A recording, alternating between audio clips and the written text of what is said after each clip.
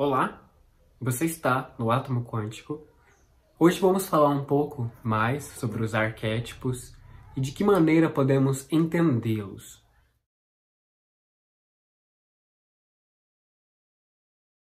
Já comentamos aqui sobre eles.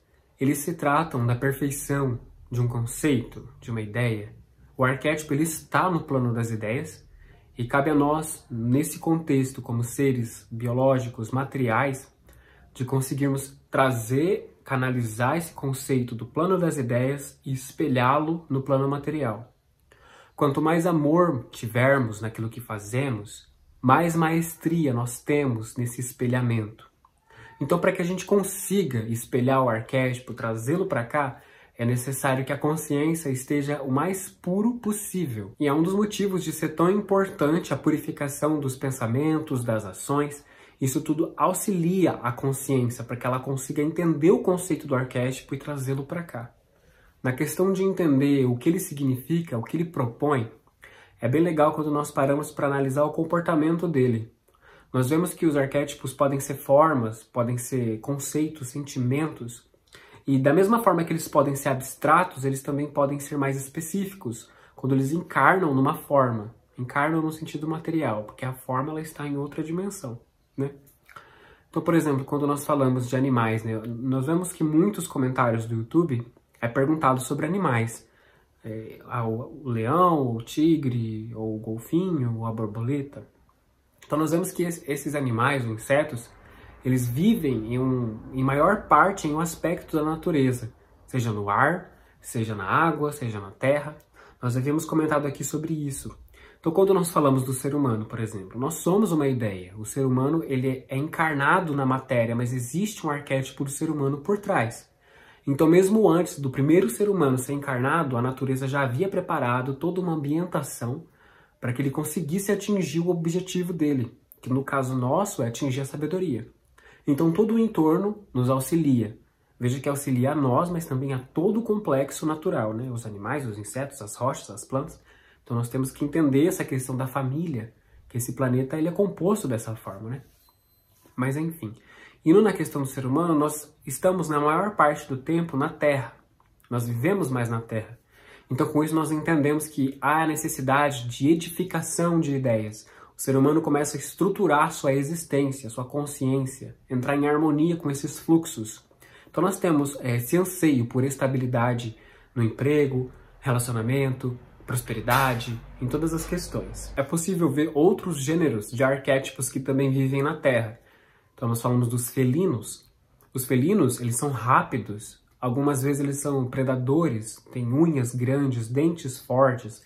Então nós entendemos que é uma pessoa que, por exemplo, quando um ser humano ativa um arquétipo felino, isso propõe que ele tenha uma personalidade de ataque, de defesa. Então é uma questão territorialista. Falando isso nessa questão, o que faz um ser humano se sentir afinado a um arquétipo felino? Essa identificação ela é oferecida pela projeção. Então, o que faz haver essa atração? Por que eu escolhi esse arquétipo? É a afinidade, existe alguma coisa dentro de mim que se assimila com isso. Então, nós vemos que a ativação do arquétipo ela vai variando. Hoje nós utilizamos um, amanhã outro, e assim vai indo. Quando falamos, por exemplo, do boi, do touro, do búfalo, são animais de terra também, mas eles são fortes. Não são predadores, né? Eles comem capim. Então, nós vemos que nele há pouca agressão. Eles são muito fortes, mas não tem tanta agressão. Esses arquétipos, eles são bons para ativar a saúde. Então nós vemos até a questão das runas, que tem a runa Urus, que ela lembra o búfalo, se eu não me engano. Então ela ativa no ser a saúde. Então mesmo que se nós ativarmos uma runa, um símbolo, um arquétipo no ser humano, ou numa casa, num animal, isso traz aquela consciência, aquela ideia, a cura, a vitalidade, a saúde. Quando nós falamos de animais aéreos que vivem no céu, nós entendemos que são os pensamentos. Então aquilo que nós vemos que o pensamento, ele é como o vento. Quando está harmônico, aquela coisa tranquila, quando vem aquele tornado, devasta tudo.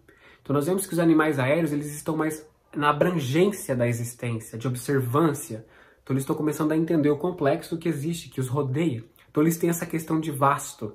O ser humano, quando ele ativa um arquétipo aéreo, ele está tentando abrir a mente dele. Então isso é importante para abrir o campo de visão. entender as questões das dimensões.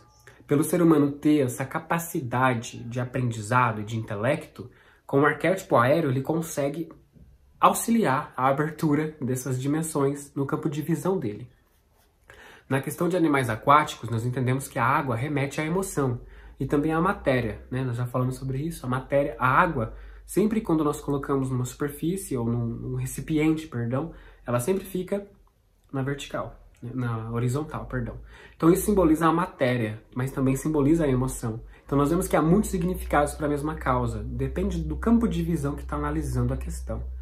Então quando nós temos animais aquáticos, golfinho, peixes, nós vemos que são animais emotivos. Eles sentem com mais afinidade as emoções do que animais terrestres ou animais aéreos.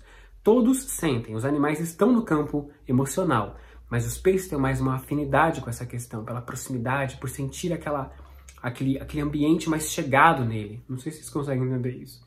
Quando nós falamos de um animal predador, um tubarão, uma piranha, né? Nós vemos que é um emocional agressivo, territorialista, assim como é o caso dos predadores terrestres, como o tigre, o lobo, enfim. Então nós vemos que quando nós nos identificamos com um predador, nós estamos mais para aquela coisa de que esse aqui é meu espaço, respeite o meu espaço, a questão de se impor. Veja que isso tudo bem, não estamos falando isso como se fosse algo ruim. É característico daquela consciência naquele contexto. Eu me identifico com o predador porque nesse momento eu estou sendo predador. Pode ser que eu esteja expurgando minha mente de preferências que não são minhas. Então esse arquétipo me ajuda a ter esse norte. Porque a consciência, quando ela se espera no arquétipo, é um símbolo, aquilo remete ela a alguma coisa e desperta nela alguma coisa. É a mesma coisa quando vemos um M amarelo. O que isso nos lembra? Né? Não vamos responder, mas lembra alguma coisa. Claro que na questão do símbolo, o símbolo é sempre vertical, ele sempre puxa algo do plano das ideias para a matéria. Quando nós falamos de logomarcas, nós temos mais slogans, né? Logomarca, que é uma coisa mais superficial. Não é tão profunda, é mais superficial. A questão do arquétipo, ela é profunda. Quando falamos de arquétipos que têm proximidade com o fogo, já lembramos mais de coisas místicas, como o dragão.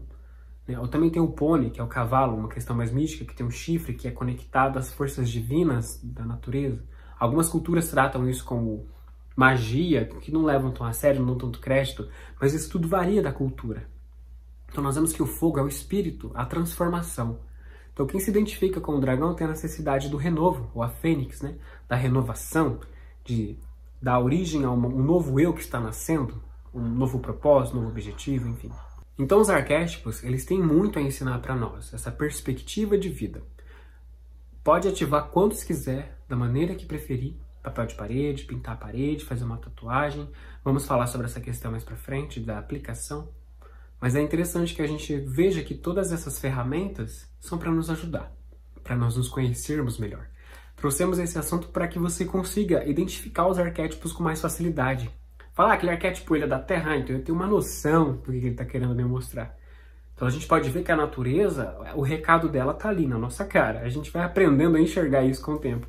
Tudo bem? Esperamos que você tenha gostado. Até a próxima.